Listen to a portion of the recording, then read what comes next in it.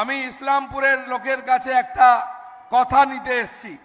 মাননীয় সর্বভারতীয় সভাপতি হওয়ার পর থেকে বারবার পশ্চিমবাংলায় আসছেন।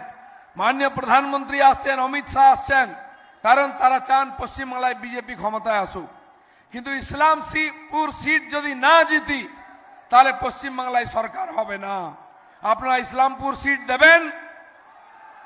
এবারে মাননীয় সভাপতির সামনে বলুন, ইসলামপুর থেকে এমএলএ কলকাতায় পাঠাবেন, তাহলে আমাদের পশ্চিমবাংলায় বিজেপি সরকার হবে। বিজেপি সরকার এই জন্য চাই পরিবর্তন।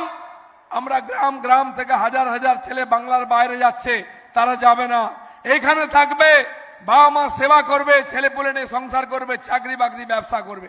আপনি ছেলে মেয়েকে স্কুলে পাঠালে সেখানে মাস্টার থাকবে, কেবল মিড ডে মিল খেয়ে বাড়ি আসবে না। আপনি হসপিটালে গেলে ডাক্তার থাকবে, থানায় গেলে পুলিশ থাকবে, মেয়েরা স্কুল কলেজে গেলে আপনি চিন্তায় থাকবেন না, দুশ্চিন্তা হবে না, মহিলাদের মান সম্মান সুরক্ষিত হবে।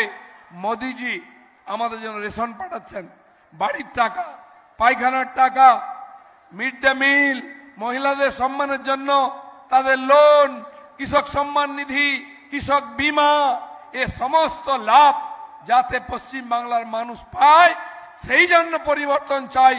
এই সরকার থাকলে পরিবর্তন হবে না।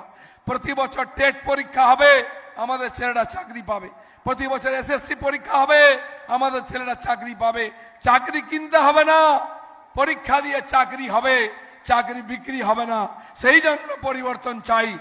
তাই উত্তর বাংলার মানুষ বারবার বিজেপিকে আশীর্বাদ করেছেন। এখানে দুজন এমপি বসে আছেন, অনেক এমএলএ বসে আছেন, কিন্তু যেখানে যেখানে জিতিনি, এবার জেতাতে হবে, তাহলেই সরকার হবে, পরিবর্তন হবে।